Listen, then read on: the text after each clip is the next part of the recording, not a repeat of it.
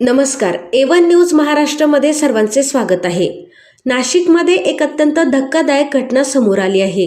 उपचारादरम्यान डॉक्टरांनी दिलेल्या माहितीनंतर 27 वर्षीय विवाहितेने नैराश्यातून टोकाचे पाऊल उचलल्याचा आरोप कुटुंबियांनी केला आहे।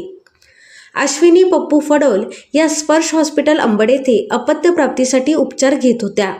लग्नाला 4 वर्ष उलटूनही मूल न झाल्याने त्या तपासणीसाठी दाखल झाल्या होत्या। सोनोग्राफी अहवाल आल्यानंतर मूल होऊ शकत नाही असे डॉक्टरांनी थेट सांगितल्याचा नातेवाईकांचा आरोप आहे। हा धक्का सहन न झाल्याने त्या मानसिकदृष्ट्या खचल्या। मला कोणालाच तोंड दाखवायची इच्छा नाही असे सांगून त्या वॉर्डमधून बाहेर पडल्या, मात्र त्या परतल्याच नाही। सीसीटीव्हीत त्या हॉस्पिटलमधून बाहेर जाताना दिसल्याचे समोर आले। सूत्रांच्या माहितीनुसार गंगापूर धरण परिसरात त्यांचा मृतदेह आढळून आलाय। या घटनेमुळे संपूर्ण परिसरात हळहळ व्यक्त केली जात आहे। नातेवाईकांनी अंबड पोलीस ठाण्यात तक्रार दाखल केली असून पोलिसांनी सुरुवातीला तत्परता दाखवली नाही असा आरोप करण्यात येत आहे। पोलिसांकडून पुढील तपास सुरू असल्याची माहिती मिळत आहे। या घटनेमुळे वैद्यकीय क्षेत्रातील संवादशैली आणि रुग्णांशी वागणुकीबाबत गंभीर प्रश्न उपस्थित झाले आहेत। संवेदनशील माहिती देताना रुग्णांच्या मानसिक स्थितीचा विचार केला जातो का, हा प्रश्न आता चर्चेत आहे। सत्य, वेगवान आणि विश्वासार्ह बातम्यांसाठी A1 न्यूज महाराष्ट्र, प्रतिनिधी गोरख कसबे गिरणारे। किशोर तालुक्यातील बेजे गावची मुलगी दिनकर अर्जुन चव्हाण यांची मुलगी ती मुलगी दवाखान्यात स्पर्श हॉस्पिटलला आम्ही ॲडमिट केली होती। तिला संततीचा प्रॉब्लेम होता। 4 वर्षापासून तिला संतती नव्हती होत, म्हणून त्या चेकअप सोनोग्राफीसाठी 4 दिवस तिला ॲडमिट केलेलं होतं। त्या डॉक्टरांनी डायरेक्ट तिच्या तोंडावर तिला समोर बोलवून ते रिपोर्ट सोनोग्राफी केल्यानंतर तिला स्वतःला सांगितलं गेलं की बाई तुला मूलबाळ होणार नाही। त्या मुलीने ते टेन्शन घेतलं। टेन्शन घेतल्यानंतर ती तिच्या नवऱ्याला म्हटली माझ्या माहेरी जायची इच्छा होत नाही आणि सासरी पण यायची इच्छा होत नाही, मला कोणाचं तोंड सुद्धा दाखवायची इच्छा होऊन नाही राहिली, इतका माझा स्वतःचा संताप होतोय। त्यानंतर ती थोड्या वेळ त्या नवऱ्याला नादवलं, स्वतःच्या आईला सांगितलं का मम्मी जाय तू कपडे वाळून ये, मी तोवर यानं थोडा आराम करते। नवऱ्याला म्हणजे तुम्ही जेवले का नाही, तुम्ही थोडंसं जेवण करा, मी ना मॅडमला भेटून येते, परत एकदा चौकशी करते। आणि त्या नादातच ती खाली निघून आली। तिने कोणलाही नाही सांगता बाहेर आली। बाहेर आल्यानंतर 15 मिनिटात आमचं पेशंट आमच्याजवळ नाही, जावाईने दखल घेतली का मुलं गेली कुठं, इथं दिसत नाहीये। तात्काळ त्यांनी ते रिसेप्शन शोधलं, जिथं ते चेकअप नर्स लोक असतात त्यांना विचारपूस केली असता सीसीटीव्ही मध्ये मुलगी खाली दिसली आम्हाला। तिथं दिसल्यानंतर आम्ही तात्काळ आजूबाजूला शोध घेतला, शोध लागला नाही। लगेच जावाईंना फोन करून सांगितलं तुम्ही अंबड पोलीस स्टेशनला कंप्लेंट द्या। कंप्लेंट दिल्यानंतर त्यांनी फक्त लेखी स्वरूपात कंप्लेंट लिहून घेतली, आम्ही चौकशी करतो एवढं सांगितलं।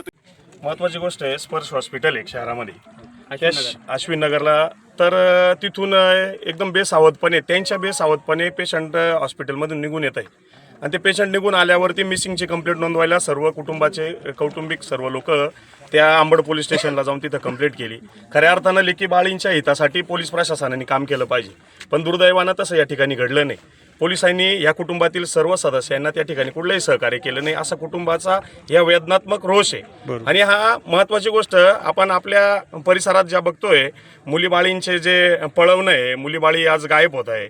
आणि अशा परिस्थिती, भीषण परिस्थिती असताना पोलीस जर उघड्यावर या कुटुंबाला जर सोडत असेल, कुठलाही आधार नाही दिला, आणि मग आज या कुटुंबाला आपली 25 वर्षाची तरुणी या ठिकाणी म्हणजे या मुकावं लागलं या मुलीला। म्हणून म्हणजे सांगणे आम्ही स्थानिक नागरिक या परिसरातला म्हणून प्रशासनाला विनंती करतो, आणि त्यांच्या मनात आता सध्या शंका वाढल्या आहे, तर पोलिसांनी सहकार्य केलं असतं तर ही गोष्ट घडली नसती। मी पोलीस प्रशासनाला खऱ्या अर्थाने या ठिकाणी विनंती करतो, असा किती दिवस या गोष्टीचा आपण सामना करायचा। तुमचा हलगर्जीपणा जर आज या ठिकाणी कुटुंब जर व्यक्त करत असेल तर खऱ्या अर्थाने ही माझ्या सर्व परिसराच्या वतीने मी सांगतो, ही दुर्दैवी बाब आहे। अशा गोष्टी प्रशासनाकडून घडू नये आणि अशा दुर्दैवी घटना या ठिकाणी आपापसात घडताय, या घडल्या नाही पाहिजे अशी मी या सर्व नागरिकांच्या वतीने या ठिकाणी पोलीस प्रशासनाला, खास करून अंबड पोलीस स्टेशन या ठिकाणीतील सर्व म्हणजे सहकारी कर्मचाऱ्यांना या ठिकाणी विनंती करतो। मुलीची मावशी आहे, आम्ही ज्या दिवसपासून गेली त्या दिवसपासून पूर्ण पोरं म्हणजे 50 पोरं फार या अडचणीत असे हिंडले का त्यांना बिबट्याचे पिल्ले दिसले, पण आमची मुलगी दिसली नाही। आम्ही सगळे शोधात आहे, फक्त नाही, आमचा तपास चालू आहे, आमचं कामकाज चालू आहे असं बोलले आम्ही। त्याच्यावर मला बोललेले आमचे कामकाज चालू आहे, आम्ही शोध घेतोय, आमचं कामकाज चालू आहे, तुम्ही टेन्शन घेऊ नका, तुम्ही बाहेर जाऊन बसा। आम्ही फिरत असते, त्यांचं काम चालू आहे, त्यांचा पगार चालू आहे, आमचं काय चालू आहे, आमचा जीवाचा गोळा गेलाय। आशा नव्हती का अजून